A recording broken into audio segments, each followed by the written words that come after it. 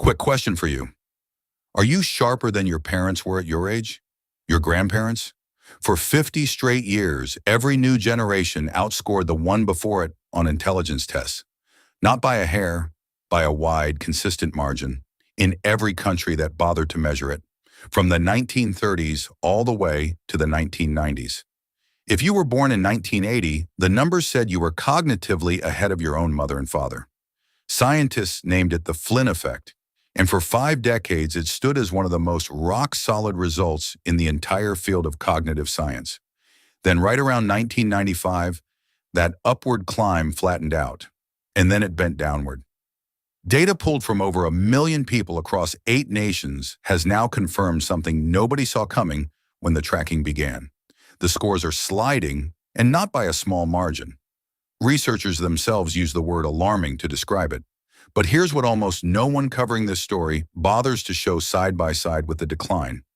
What else has been climbing on that exact same timeline? That's the part that's hard to unsee once you notice it. A Norwegian study from 2018 verified that the reversal was both genuine and gaining speed. It followed more than 700,000 men over 30 years. A separate U.S. study, covering roughly 400,000 people across 4 mental categories, found 3 of those 4 shrinking. By the time this is over, you'll understand exactly what's dragging those numbers down and why it's happening to you right now, whether you've noticed it or not. 3 forces are behind this. The third will make the first 2 look like a warm-up act. And something was tucked into the very first lines of this video that you'll see completely differently once you reach the end. When the reversal first got confirmed, the explanation that took off fastest was also the most convenient one. Convenient, that is, unless you happen to be the group getting blamed for it. The claim went like this: smarter people have fewer kids, less educated people have more, and over generations the averages get dragged down by simple math. It even got a name, the dysgenics hypothesis, and it carried the cold weight of arithmetic behind it. It sounded like science. It spread across articles, comment threads, and arguments at the dinner table. You've likely run into some version of it. Maybe you bought into it a little. But in 2018, Norwegian researchers published a study that pulled the floor out from under that whole theory. They didn't look across different families. They looked at brothers. Same household, same parents, same upbringing, same dinner table. The single variable that changed was the year each brother reached adulthood, and the younger brother always scored lower. Sit with that for a second. This couldn't be genetic. He shared genes with the older brother who scored higher. So something in the surrounding world shifted between the 2 boys growing up. And that shift wasn't local. The same exact pattern turned up in Denmark, Finland, France, the Netherlands, Estonia, and multiple studies across the United States. Picture 2 seedlings from one packet, planted in identical soil, except the one that sprouted later got far less sunlight. The seed never changed. The conditions around it did. So this was never about who's reproducing with whom. It's about something that shifted in the shared environment after 1975. Something quietly suppressing the exact mental skills these tests are built to capture. Abstract reasoning, working memory, processing speed, the capacity to juggle several ideas in your head at once. There are suspects, and you brush up against at least 2 of them daily. But the first one isn't what you'd guess. The mental skills dropping the fastest aren't scattered at random. They form a tight cluster, and that cluster has a name: executive function, sustained attention, working memory, the ability to turn down a quick reward for a better one later, reasoning clearly when the pressure's on. What pushed those abilities upward during the Flynn era? And what's now pulling them back down? Here's the mechanism. Executive function isn't something you're simply born with. It's built, like a muscle, through repeated and effortful use. And the specific workout that builds it has become a rare commodity in modern life. That workout is boredom. Specifically, the mental discipline of staying with something hard when a shortcut is sitting right there. Finishing a long, complicated argument. Sitting with a problem you haven't solved yet instead of grabbing your phone. Letting a thought run all the way to its conclusion instead of hopping to the next one. A 2023 study tracking over 80,000 people uncovered something startling. The average stretch of time someone could focus on a single screen before switching away dropped from 2.5 minutes in 2004 down to 47 seconds. And it's not that people got dumber, it's that nothing in their environment demands sustained focus anymore. Every app, every feed, every platform is engineered to break your concentration because interruption keeps you scrolling, and scrolling is the business model. The financial incentive and the cognitive toll are literally the same mechanism. Now think back to those Norwegian brothers. Same house, same family. But the younger one grew up surrounded by measurably more interruption, more fragmented attention, more passive scrolling, and far fewer hours of the deep, uninterrupted thinking that shaped his older brother's mind. Identical seed, different light. The attention economy is the biggest driver here, but it isn't acting solo.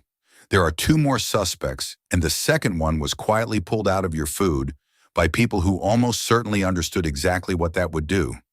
Part of this decline wasn't an accident of modern living. It was a deliberate choice, made quietly, with zero public disclosure. For most of the 20th century, commercial bread across the US and Europe relied on iodine-based dough conditioners.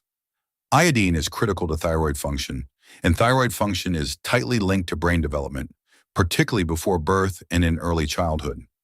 The Flynn Effect's rise lines up almost perfectly with gains in nutrition, iodine availability included.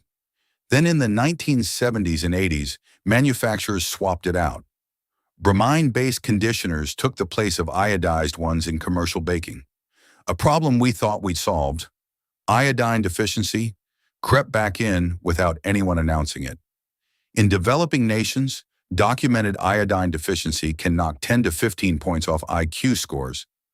In wealthier nations, the hit is smaller, but it's still measurable, and it happened with no warning whatsoever.